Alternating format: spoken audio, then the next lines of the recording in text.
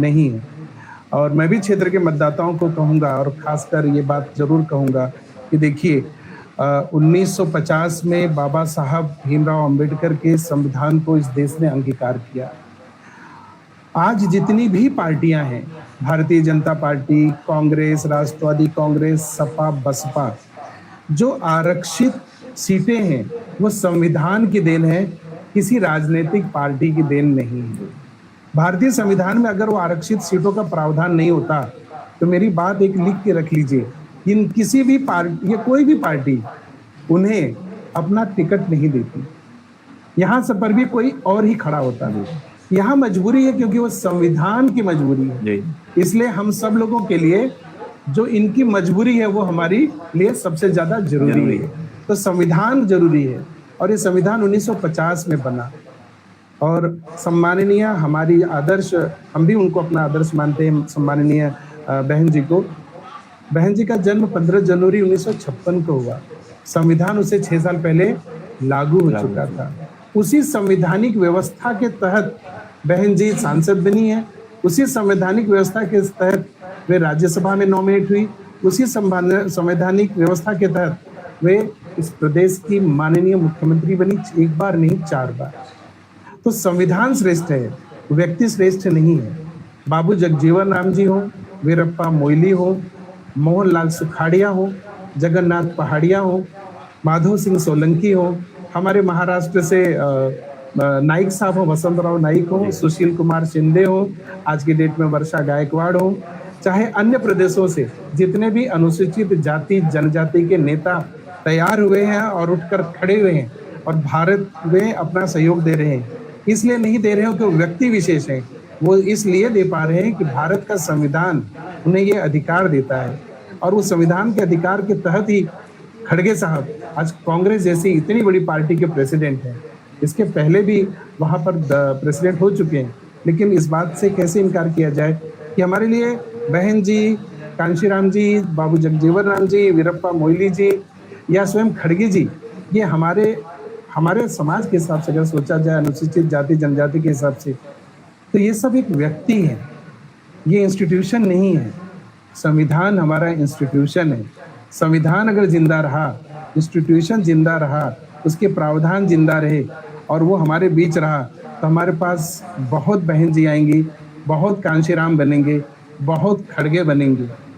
इसलिए आज का ये जो चुनाव है, मेरा अपना मानना है, पासी महासभा का ये मानना है, पासी समाज का, खटिक समाज का, दुसाध, गुजर, धोबी, धिकार, मुसहर समाज, हमारे जसवार भाई, गौतम भाई, जाटो समाज, हम सब एक परिवार है, ये अखंड रहे, ये इस समीकरण में ना टूटे।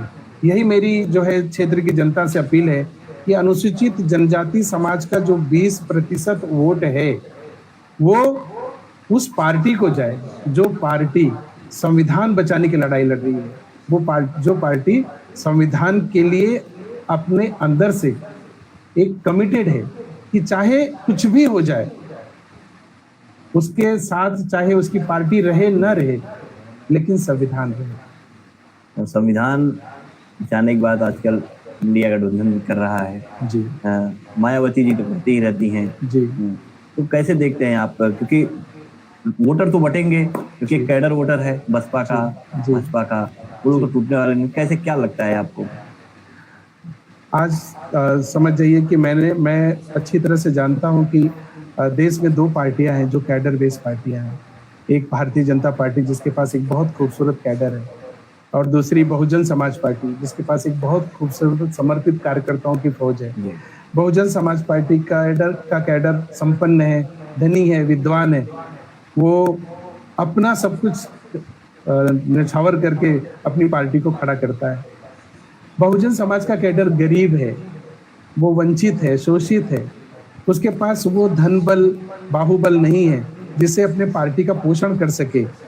आज की डेट में समझ जाइए बहुजन समाज पार्टी का कैडर अंदर से कितना व्यथित होगा और कितना कुंठित होगा, ये मुझसे ज्यादा इस बात को कोई नहीं समझ सकता।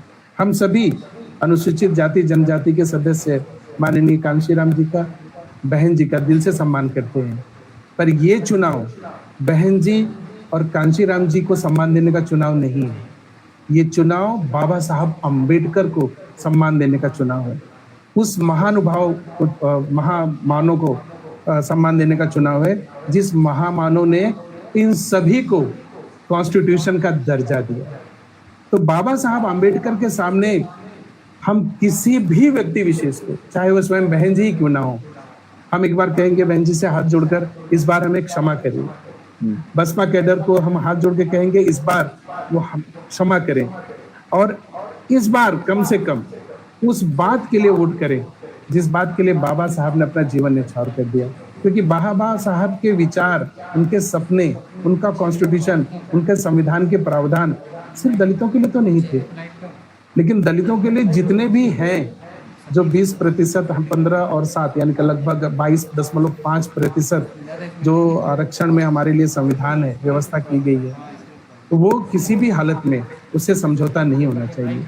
और बहुजन समाज पार्टी के सभी कार्यकर्ताओं से, कैडर से मैं उसी परिवार का एक हिस्सा होने के नाते मैं ये निवेदन भी करूंगा, अपील भी करूंगा कि इस बार अपने दिल को इस बात से समझाने की कोशिश करें कि बाबा साहब अम्बेडकर के लिए चुनाव है, उनके संविधान के लिए चुनाव है। अच्छा, आप